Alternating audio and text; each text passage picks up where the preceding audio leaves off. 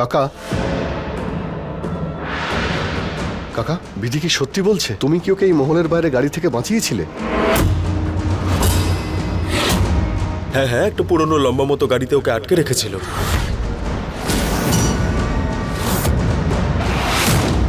আমি তো ওকে মুক্ত করেছি। ও বেচারি তো নিঃশ্বাসও নিতে পারছিল না। তারপরে আমি জল আনতে গেলাম, ফিরে এসে দেখলাম যে না তো গাড়ি ছিল আর না তো। জোরাবার, জোরাবার, হ্যাঁ বলুন। ওই লম্বা পুরনো গাড়িটা কোথায়?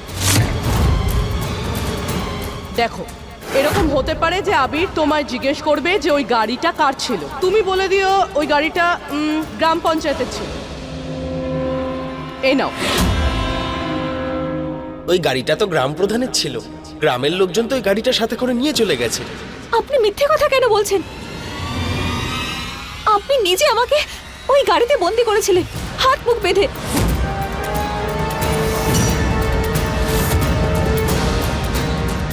হে ঈশ্বর, এগুলো মিথ্যে। সাহেব বাবু, উনি মিথ্যে কথা বলছেন। আমি আপনাকে সত্যিটা বলছি। আমি বলছি, শুনুন যে কাকা, তুমি তো দেখছি খুব চালাক। তুমি তো দেখছি দারুণ প্ল্যান করো, অসাধারণ প্ল্যানিং। এবার ত্রিশালার সঙ্গে তুমি ওর মাকেও ফাঁসাচ্ছ। আর তুমি জানতে যে ওই গাড়িটা তোমার গ্রামেরই কারো, কিন্তু তা সত্ত্বেও তুমি ইচ্ছে করে এইসব করেছো, যাতে বিশ্বাস কাকার মনে হয় আমাদের মহলেরই কেউ তোমাকে গাড়ির মধ্যে আটকে রেখেছে। আবির দাদা ঠিক বলছে, একদম ঠিক বলছে। গ্রামের প্রধান আর তার লোকেরা আমাদের সঙ্গে হাতাহাতি করেছে। বলছিল যে ওখানে বিধি শেষ কথা। না, আর ত্রিশালাকে তো বিধি দেখে নেবে। এই মেয়েটা আর ওই গ্রামের প্রধান আর ওই গ্রামবাসীরা সবাই যুক্ত। হয়ে গেছে তোমার মিথ্যে গল্প। এই যে তুমি চেষ্টা করছো না মহান হওয়ার, এসব যা কিছুই হয়েছে তুমিই করেছো। আমাকে আমার ঘরে যে মারতে এসেছিল সেও নিশ্চয়ই তোমার গ্রামেরই কেউ হবে। তাই এইসব যা কিছুই হচ্ছে তুমিই করছো। Very well plan. আর তুমি আমাকে বাঁচাতে এখানে এসেছিলে, টাকার জন্য তো আসোনি। সাহেব বাবু,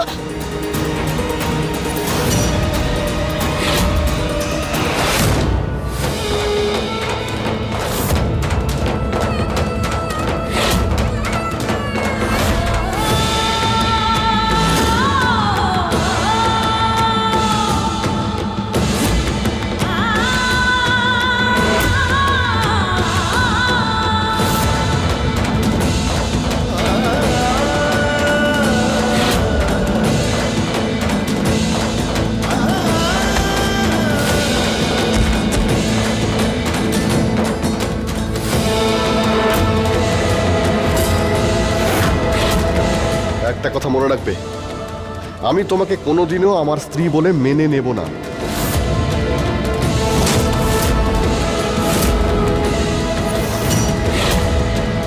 আবির শুধুমাত্র ত্রিশালার আর শুধু ত্রিশালারই থাকবে। আর কোনোদিন তুমি চেষ্টাও করবে না আর সাহসও করবে না এই চৌকাট পার করার।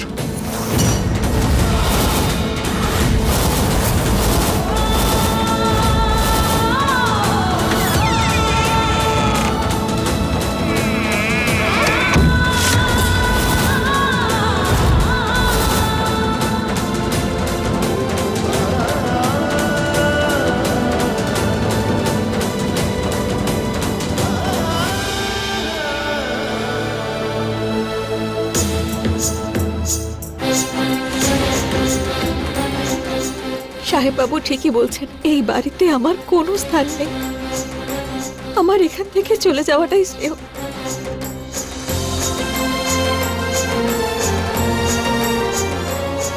বড় বড় কথা বলিস না বিধি। তার মানে আমার চোখে তুই লঙ্কা ছিটিয়েছিলিস। যদি আমি এখান থেকে চলে যাই তাহলে গ্রামবাসীরা, এই পরিবারে আবার বিপদ নেমে আসবে। এই কোন দ্বিধার মধ্যে ফেললে তুমি আমার। আমি না এখানে থাকতে পারবো না এখান থেকে যেতে পারবো। এখন কি করি আমি?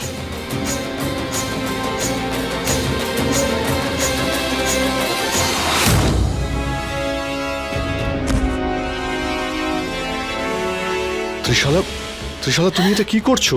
তুমি প্লিজ কেঁদো না। ত্রিশালা প্লিজ। কি করে কাঁদবো না আবির? এই মণ্ডপে আমাদের জীবনের নতুন সূচনা হতে চলেছিল, আর এখানে আমার সব স্বপ্ন পুড়ে ছাই হয়ে গেল। এই ফুলগুলো দেখছো তুমি? এই ফুলগুলো শুধু সাজানোর জন্য নয়, এগুলো আমাদের ভালোবাসার চিহ্ন ছিল আবির।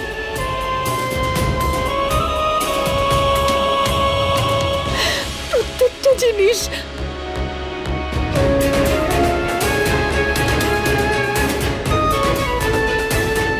এই ওড়নাটা দেখো তুমি, এই ওড়নাটাতে আমি স্পেশাল অর্ডার দিয়ে জড়ি লাগিয়েছিলাম আমাদের বিয়ের জন্য। কারণ আমি তো ভেবেছিলাম যে আমি এরপর মিসেস আবির তোমার হতে চলেছি, কিন্তু আমারও তোমার এই মণ্ডপে ওই বিধির সাথে বিয়ে হলো, আর আমার সব স্বপ্ন শেষ হয়ে গেল।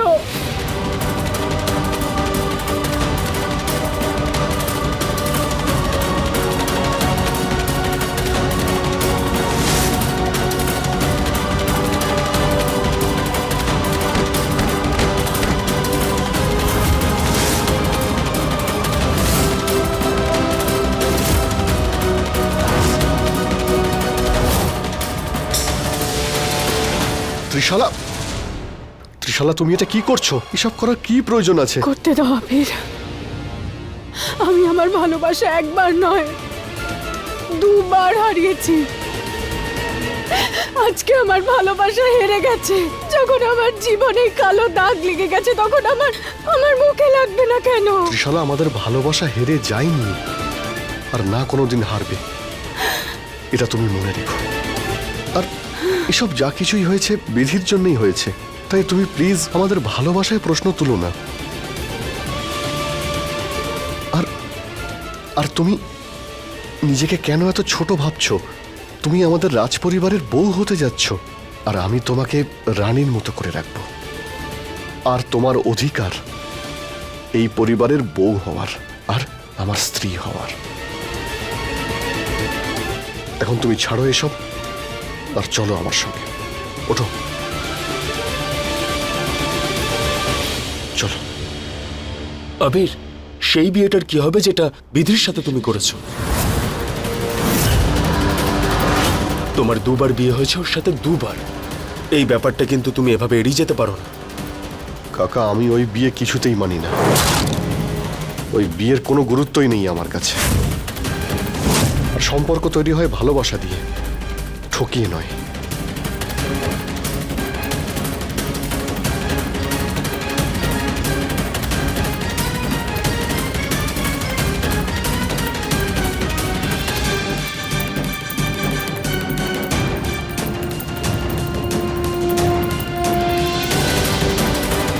যা হয়েছে ভালোই হয়েছে। এখন আবির তার সঙ্গেই আছে যার সঙ্গে ওর থাকা উচিত, মানে ত্রিশলার সঙ্গে। বিধি সেই জায়গায় পৌঁছে গেছে যেখানে ওর থাকার কথা, আমাদের বাড়ির ত্রিসীমানার বাইরে।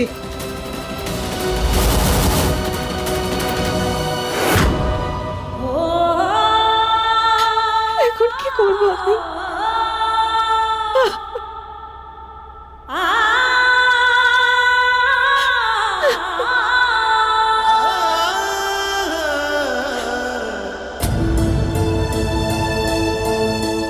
তুমি বিধি তো?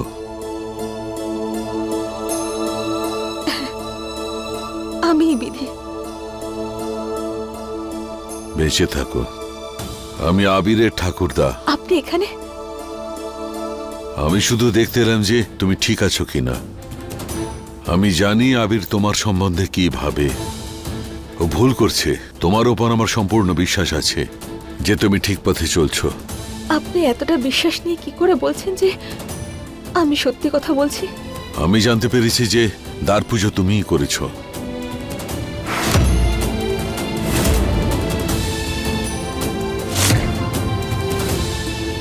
আর তোমার হাতের ছাপই ভানু দিদির হাতের ছাপের সঙ্গে হুবহু মেলে। তো সেই পুজো আমি করেছিলাম? যার হাতের ছাপ ভানু দিদির হাতের ছাপের সঙ্গে মেলে সে ভানু দিদির প্রতিচ্ছবি। আর যে ভানু দিদির প্রতিচ্ছবি সে কখনো ভুল করতে পারে না। ভানু দিদি কে উনি? ভানু দিদি আমার স্বর্গীয় দাদার ভালোবাসা ছিল, অটুট বন্ধন। এই রকম ভালোবাসা আমি কখনো দেখিনি। ভানু দিদির ভালোবাসা আমার আদিনাথ দাদার কাছে এমন ছিল যেন প্রখর রৌদ্র তাপে ছায়া ঠান্ডায় ভরা ঘর, আর ঠান্ডার সময় সূর্যের কিরণ। ভানু দিদির ভালোবাসা এত গভীর ছিল, অন্ধকার রাতও আলোয় ভরিয়ে দিত।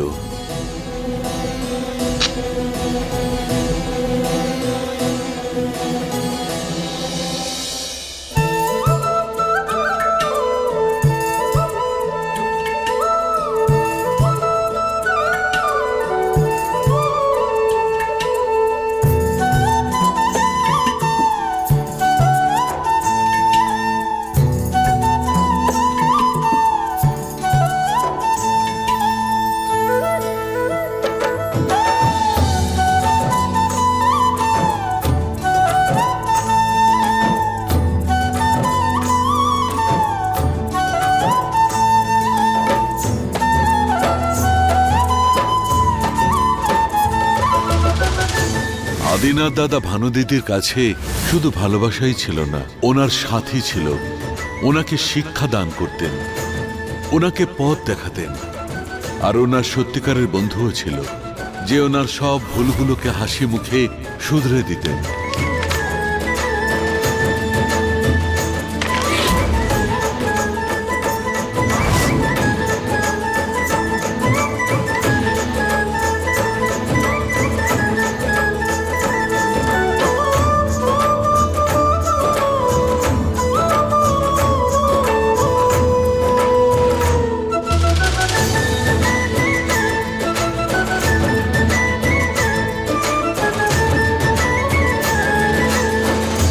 সবচেয়ে বড় সম্পর্ক হয় যন্ত্রণার মধ্যে। এরম যন্ত্রণার সম্পর্ক যে আঘাত আমার ভানুদাদা পেত আর তার কষ্ট অনুভব করত ভানু দিদি। कब हम जुदा है वो थारो मारो जन्म जन्म रो साथ, थारो मारो जन्म जन्म रो साथ, थारो मारो जन्म जन्म रो साथ रे। वो तेरा मेरा जन्म जन्म का साथ, तेरा मेरा जन्म जन्म का साथ, तेरा मेरा जन्म जन्म। ওদের ভালোবাসা অটুট ছিল।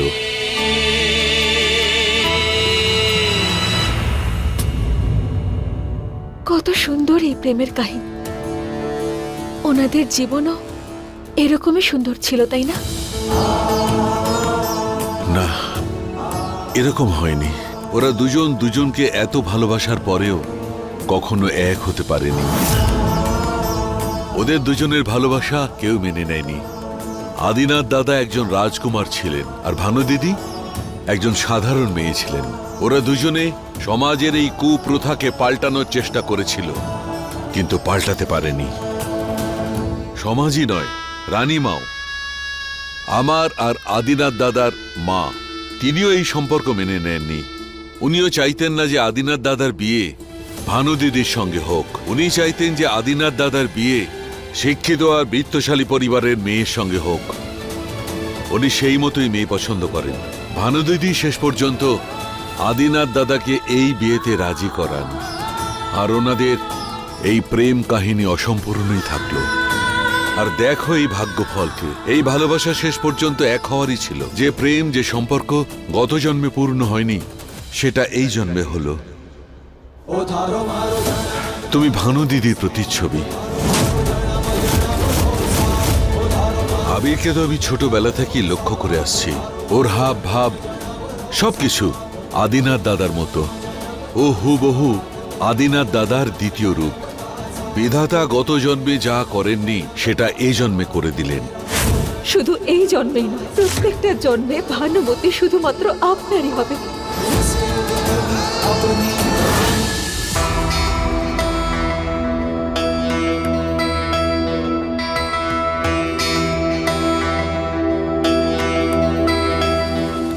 এটাই ডিজার্ভ করো ত্রিশালা। তুমি হলে আমার সত্যিকারের ভালোবাসা।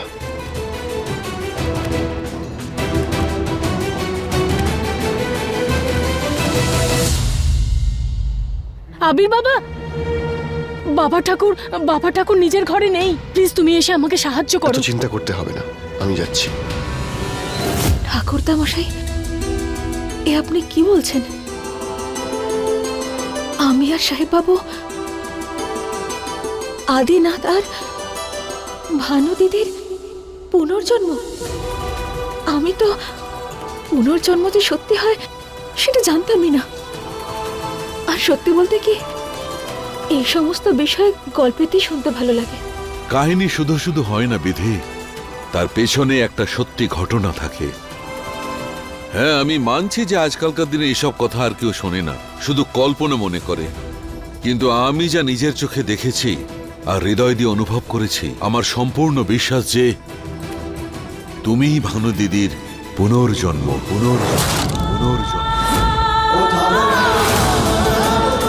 ভানু দিদি আদিনাথ দাদাকে আর এই পরিবারকে বাঁচাবার জন্য সবকিছু করতে পারত, আর তুমিও ওনারই মতো এই পরিবারকে বাঁচাচ্ছ।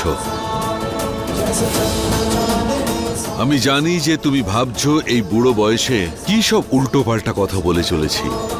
আবির তোমার ব্যাপারে যাই ভাবুক না কেন, হয়তো তোমাকে বিশ্বাসঘাতক ভাবছে, কিন্তু আমি ওর থেকে বেশি জগৎটাকে দেখেছি।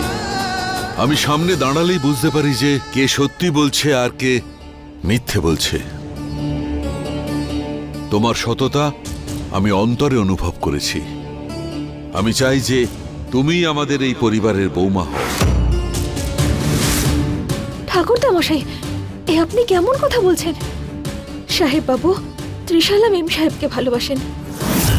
ওনারা দুজনেই একে অপরকে খুব ভালোবাসেন। যদি আবিরের এই ভালোবাসা সত্যি হতো, তবে আজ ওদের দুজনের বিয়ে হতো।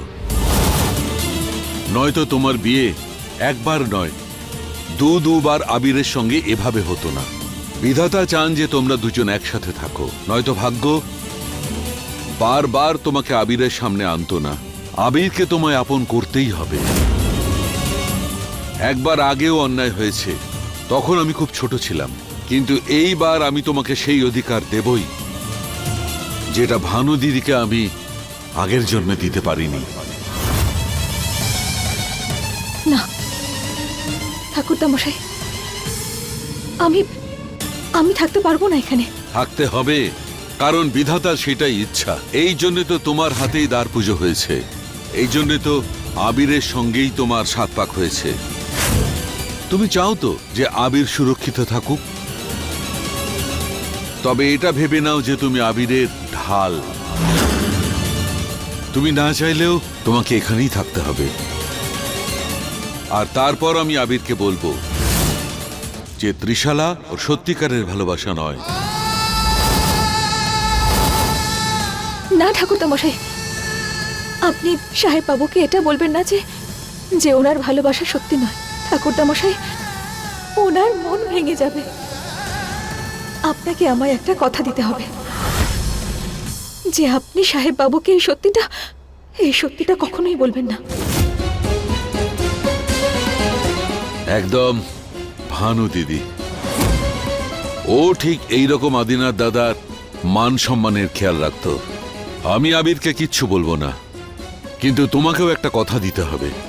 তুমি এখানেই থাকবে, কথা দাও আমাকে।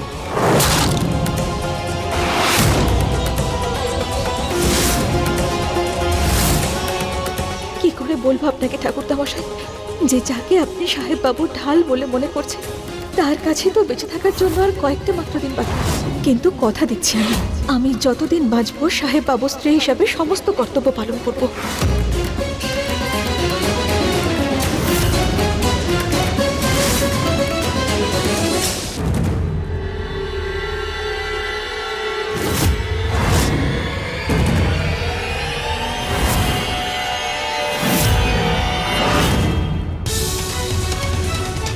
দাদু, তোমার সাহস কি করে হলো এখানে দাদুর কাছে আসার? তুমি এতটাই নিচে নেমে গেছো যে এত কিছু হওয়ার পরেও তুমি এখানে চলে এসেছো। তুমি যখন দেখলে আমাকে বোকা বানাতে পারলে না, সেই জন্য তুমি এখন দাদুর কাছে এসেছো। আবির বাবা, কাউকে কিছু বলবার আগে ব্যাপারটা কি বোঝার চেষ্টা করো। আমি ওর কাছে এখানে এসেছিলাম। দাদু তুমি তুমি এই ঠক মেয়েটার হয়ে শব্দচয়ন ঠিক করো আবির। তুমি এই পরিবারের ছেলে, আর যার সম্পর্কে কথা বলছো সেও এই পরিবারের বৌমা।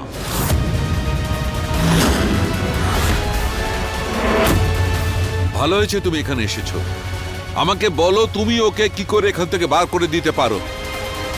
ও এই বাড়ির বৌমা, ওকে যোগ্য মর্যাদা দিয়ে বাড়ির ভেতরে নিয়ে যাও। দাদু তুমি এটা কি বলছো? এ তোমাকে মিথ্যে সব গল্প শুনিয়েছে আর আমি তুমি 3 পুরুষ বদলাতে দেখেছি আবির, এই চোখ দিয়ে গরুর গাড়ি থেকে এরোপ্লেনে বদলাতে দেখেছি। ও এই পরিবারে থাকবে, এটাই আমার সিদ্ধান্ত।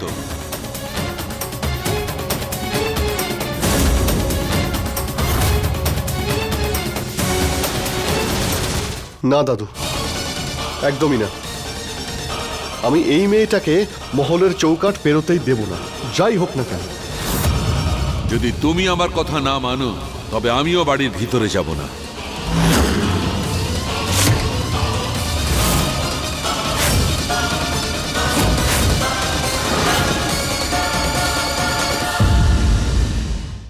अपने पसंदीदा शो के फुल एपिसोड देखने के लिए अभी डाउनलोड करें दंगल प्ले ऐप।